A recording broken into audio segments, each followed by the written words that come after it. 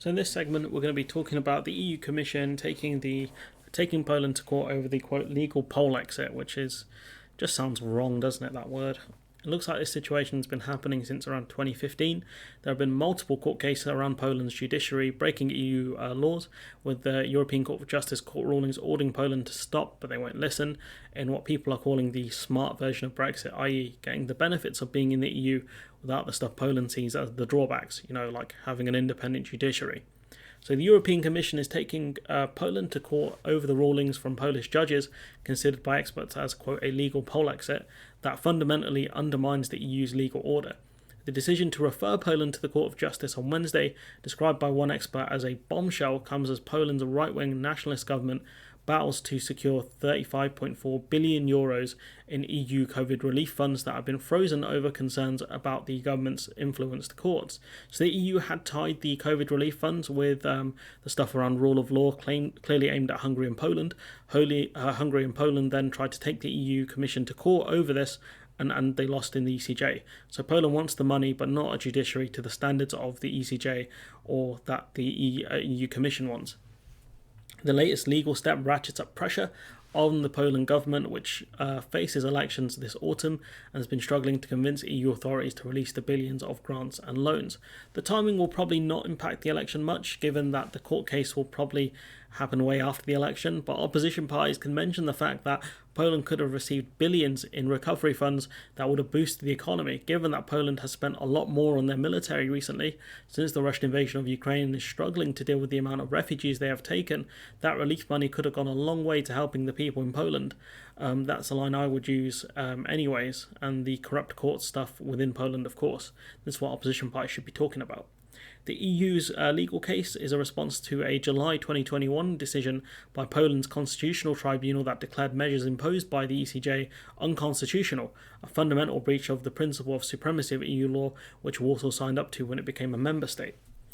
I get that a lot has happened between July 2021 and given that Poland is helping Ukraine a lot, but the EU Commission has gotten a lot of stick for being slow in dealing with Poland. This has been rumbling over for near the 10-year mark. The EU was not really built to deal with rogue states or rogue member states, in my opinion. There's not a lot of options beyond things like fines.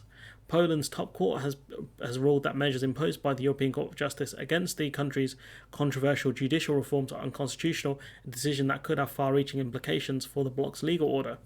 Judge Stanislaw said on Wednesday that Poland's constitutional court had reached a majority verdict that the EU's measures regarding the, quote, system, principles and procedures, end quote, of Polish courts were not in line with the Polish constitution. The dispute over the rule of law dates back to the return of Poland's nationalist party, Law and Justice Party, in 2015, ironic name, when it began installing loyalists into the courts. EU officials believe Poland's constitutional tribunal is no longer an independent and impartial court, owing to its irregularities in appointments of its president and senior judges. The judicial system is the backbone of a democracy. Courts can be used to keep government officials in check. We saw that in the UK when the court stopped the proroguing of Parliament, for example. Once you take the judiciary, you can get away with pretty much anything, and we're seeing similar problems in the US. Legal experts have described the 2021 decision as a, quote, legal Polexit, end quote, that could indicate a first step towards Poland's departure from the Union, despite opinion polls showing the popularity of the EU across the country. And, I don't think Poland will try and leave the EU. You can see the damage it's done to the UK. Poland is a net receiver of EU funds as well. Poland has benefited a lot from remittance payments from people that are working outside of Poland. But more recently, Poland were trying to get people back into the country to work as their unemployment numbers were very low, around the 5% mark. The UK is at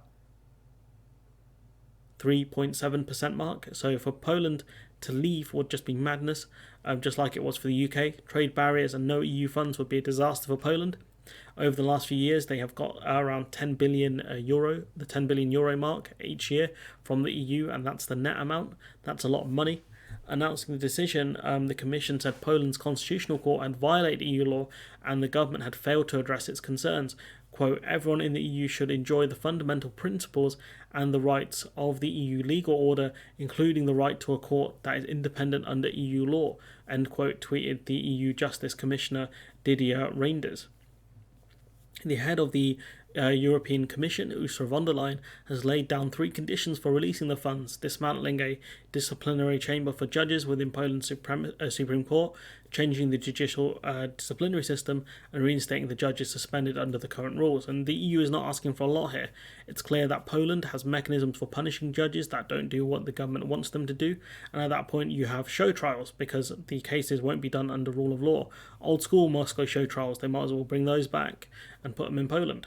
What Poland are doing here is not just breaking parts of the EU law, but also the supremacy of the ECJ over domestic courts. This breaks the EU, or at least large parts of the EU setup. Poland's government is divided between moderate forces, desperate for EU funds, and hardliners who oppose backing down. So far they've been unable to get the reforms and meet EU conditions. Could you imagine being told that your country can't receive money to help it, despite dealing with the problems mentioned before? Poland is moving in a more conservative Christian state direction, which goes against kind of Western ideals, and the Polish government know that and are happy, and they are happy to push that line. That the EU wants the Poland to be a more free state, a more liberal state, in terms of liberal in the context of small L, rather and things like that. But the EU's main issue here is the way the judiciary is done, and Poland claiming their system overrides the ECJ.